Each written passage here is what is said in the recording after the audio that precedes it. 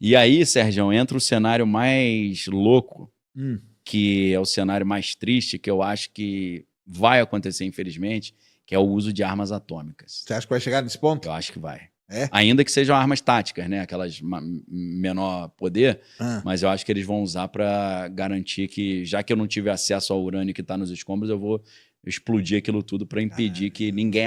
Se eu não acesso, ninguém acessa. E até vocês enriquecerem de novo até 60%, vai demorar um pouquinho. Caramba, será que vai chegar a usar? Eu acho que vai chegar, Sérgio. Eu tô com esse temor. É. Os analistas aí que você acompanha falam o quê? Os caras acham... O professor Jiang, ele é um pouco conspiracionista. O professor Jiang a galera conhece. Tá no hype Jiang? hoje, né? Acho que a galera não sabe quem é o professor Jiang, não. O professor Jiang, acho que sim também. Vai ter arma nuclear. Vamos explicar pra galera quem que é o professor Jiang aí, ué. Explica pra ele. Então, o professor Jiang, cara, nos Estados Unidos tem esse problema de teacher e professor, né? Professor é professor universitário. Teacher é de colégio. Isso. Eu tive a oportunidade de ser os dois, né? Dei aula em colégio já em universidade. Então, ele se apresenta como professor Jiang, mas a galera diz que ele não é professor universitário. Muita gente sabe. Ele é um chinês que foi morar no Canadá, depois passou a infância no Canadá, estudou em Yale, fez faculdade lá de língua inglesa. Depois ele volta para a China para dar aula de inglês para os filhos em colégio de elite. Isso que eu ia falar, só colégio elite, top. Galera top. E aí esse cara começou a gravar algumas aulas e ele desenvolveu um método interessante pra caramba chamado Predictive History, História Preditiva. E ele desenvolveu esse projeto pegando a série de livros, acho que são 7 livros do Isaac Asimov, a Fundação, né, aí, que tem série também. E a Fundação é um baita livros proféticos, viu? Sensacional. Se a gente lê a Fundação e vê o que está acontecendo hoje, você fala, caramba, o Asimov era... Sensacional. O cara enxergou o problema, assim como a trilogia Problemas dos Três Corpos, e também vai tratar dessa questão. Daqui a pouco a gente chega na trilogia. E também... E o Arthur C. Clarke também. Arthur C. Clarke, né? E o Mad Max também, o filme, né? Também... A guerra nuclear no início do Mad Max começa com uma guerra energética. Crise energética. E o Fallout, a série Fallout, que vem do jogo também. Aí, ó. É tudo guerra energética. Então, o professor Jiang, ele começou a gravar esses vídeos, associando, né, eu esqueci o nome na fundação, como é que é o negócio? É história alguma coisa, né? É psicohistória. Tem um negócio chamado psicohistória, que eles usam Big Data para analisar tudo que aconteceu e eles preveem que está vindo um cataclisma. Então, eles usam Big Data para calcular a maneira de minimizar os impactos desse cataclisma que está vindo, né? Então, através da ideia do Asimov de psicohistória, misturando com a teoria dos jogos, lá do professor John Nash, né? Que tem o Mente Brilhante, o filme, né? É com Russell Crowe, eu acho. Com Russell Crowe. É um filme legal pra caramba, conta a história real. Ganhou do Nobel. Ganhador do Nobel do Oscar, eu acho. John Forbes Nash, né? História legal pra caramba. Inclusive, eu tive um professor na Federal do Rio de Janeiro, que é o professor João Dória. Ele também é da área. João Dória? Você conhece o João Dória? Não conheço, mas que o nome dele é João Dória. Ele é pai do Pedro Dória, pô. Tá. Que é jornalista, sabe quem é? Sei. Então, ele foi meu professor lá, que ele mistura comunicação com a parte mais matemática. E ele foi aluno se eu não estou enganado, ele foi aluno do Nash. Então, legal pra caramba.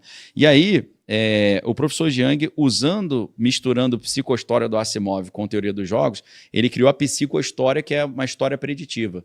Você olha para trás para prever o futuro. Então ele começou...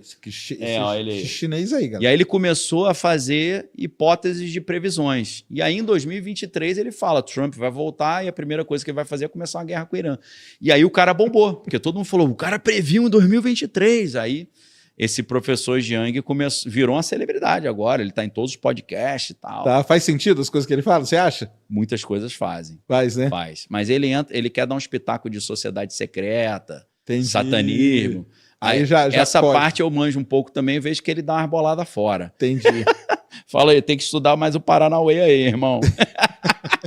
mas ele tá cravando as coisas aí. Tá cravando, mas na verdade, eu falei errado aqui, Sérgio. O professor Jiang diz que não vai ser usado arma nuclear. Ele acha que não vai. Ele acha que não vai. Entendi. Quem tem esse temor é mais o pessoal da CIA. É o Andrew Bustamante, o John Kiriakou, e se eu não estou enganado, o professor Robert Pape, que é um professor da Universidade de Chicago, que ele é o cara que criou um dos protocolos do Exército Americano de contra-terrorismo.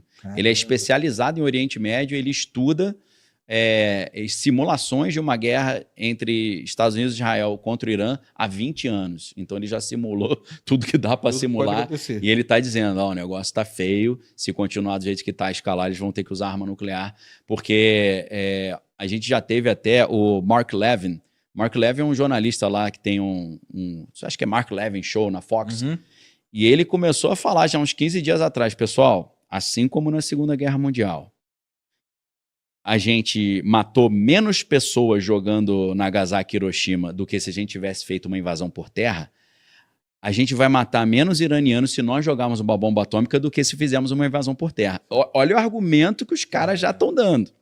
Então, que já estão preparando, né? Quando isso começa a se popularizar, é preocupante. Porque é um cara que tem um poder enorme de influência da opinião pública, e vai que a opinião pública norte-americana começa a normalizar essa hipótese. O que para mim eu falo, irmão, entra por terra aí. Não vai jogar bomba atômica, não. Sai fora. Mas você acha que o Trump... Porque o Trump, a popularidade dele não tá boa. Tá ruim, tá horrível. E agora tem as eleições lá. Tem. Né, do midterm, Midterms, né? que é novembro. E aí, muita gente tá falando que ele pode perder essa eleição. Não, se a eleição for num cenário desse que tava, ele vai perder. E se ele for com bomba atômica para cima do Irã, você acha que ele reverte esse cenário aí? Eu acho que só tem uma opção. Se acontecer um novo 11 de setembro. Ah, é? Se acontecer um novo 11 de setembro, a população americana vai entrar naquele patriotismo louco e vai falar, mataram 1000 nossos, pode jogar uma bomba atômica lá. Entendi. Eu acho que é uma das poucas opções que é isso que eu ia te perguntar, cara, que os caras não têm medo de um ataque terrorista. Ou tem, com certeza. Um inside job. Então, pode ser também.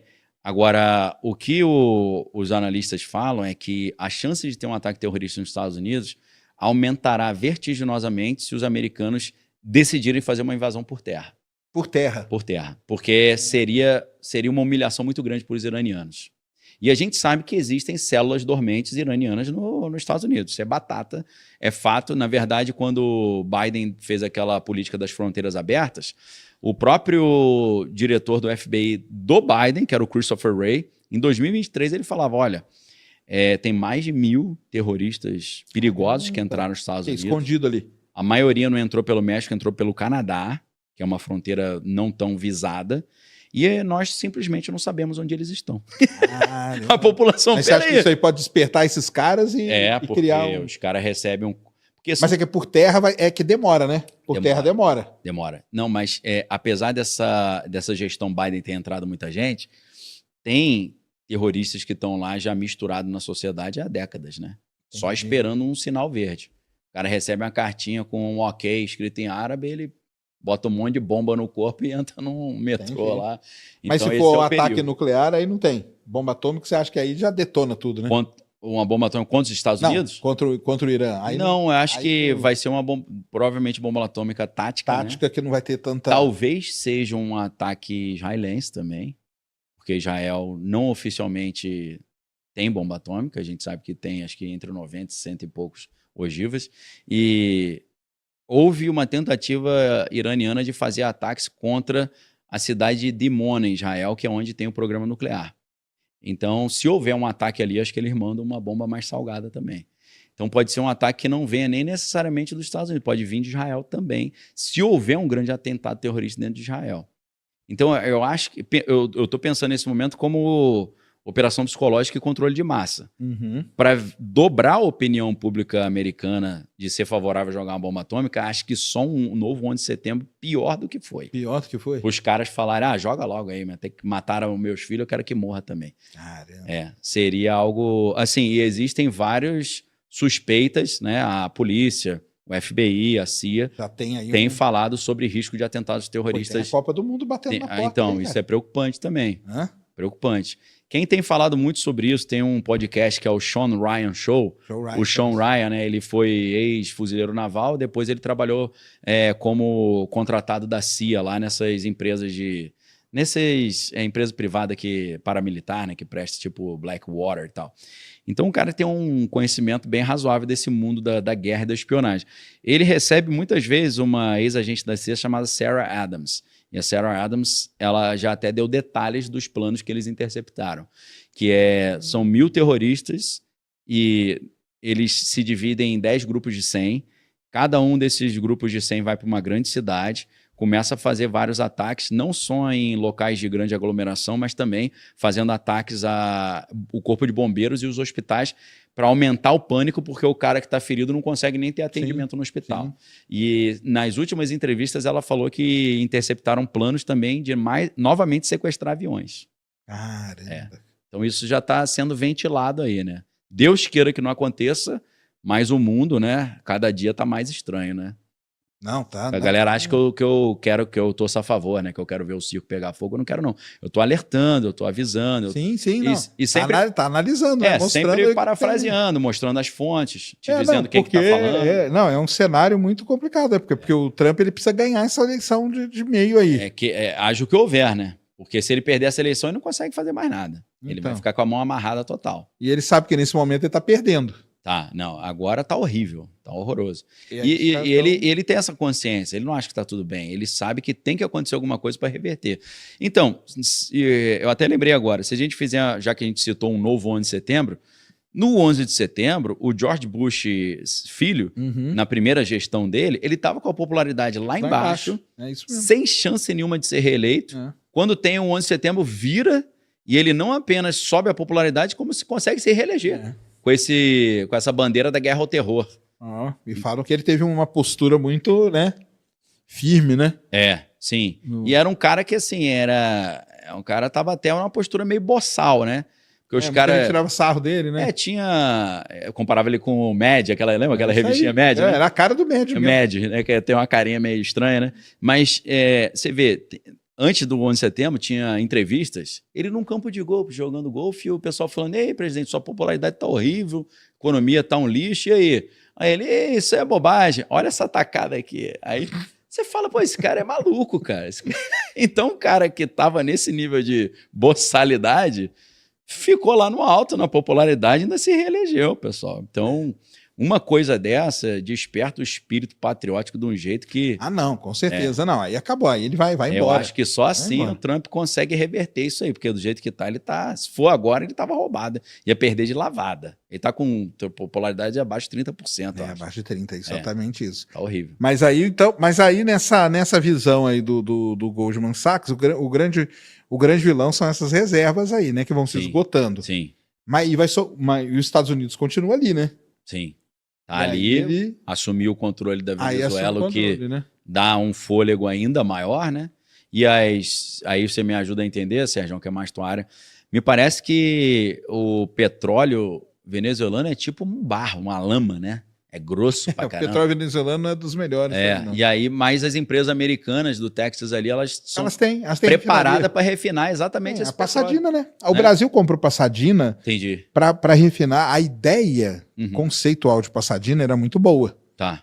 Só a execução foi horrível. Entendi. Mas a ideia era você pegar o petróleo daqui, mandar em Pasadena e refinar ele. Perfeito. Porque as refinarias ali do Golfo, o petróleo do Golfo ele não é muito bom também. Então as refinarias ali do Golfo, elas são preparadas para isso, entendeu? E a nossa aqui é Abreu e Lima, né? Abreu e Lima, ela foi construída porque estava no plano a gente refinar petróleo venezuelano nela. Entendi. Entendeu? Só que aí a Venezuela deu o golpe no Brasil e o Brasil deu alto golpe dele. E é o maior, eu falo para todo mundo, cara, é o maior escândalo de corrupção para mim do mundo. É Abreu e Lima, né? Abreu e Lima. Mas você tá falando em volume de... Em grana, em tudo, tempo em maracutaia. Porque tá lá, é maracutaia, então nem se fala. Porque imagina, cara, você faz um acordo com a Venezuela e toma um cano da Venezuela. Pô, parece que deixaram, né? Exatamente. Exatamente. Você vê como é que a questão ideológica ela é forte nesse sentido. Muito. Você favorece um aliado ideológico em detrimento da sua própria população, né? Em detrimento total. E aí o que tem? Abreu e Lima funciona, o pessoal fala, mas Abreu e Lima funciona. Funciona o que não precisa funcionar.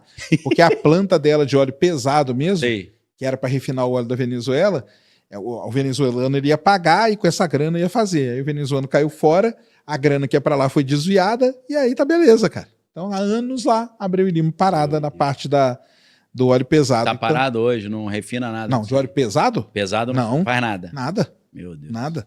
Só funciona a planta ali. Chega a dar uma desanimada, né? Não. A gente não pode desanimar, né? Não pode, né? Não pode, senão, mas é. Senão os urubus falam isso aí, desanima que eu roubo tudo. Mas é. Mas dá uma tristezinha, né? Não, dá tristeza demais. É, cara, porque é sempre aquele negócio, cara. O Brasil sempre, ele tá bem. Pior que ele tá bem posicionado. Poxa, né? Porque a gente não entra em guerra com ninguém. A gente tipo, né, da paz. Tá afastado das zonas de conflito. Tá afastado, nenhum míssil chega aqui. Né? Não alcança. Então a gente tá aí, mas nessa aí o pessoal mete o pé pelas mãos que não tem condição. Meu Deus. Não. Petrobras na Bolívia foi dado de presente. É isso aí.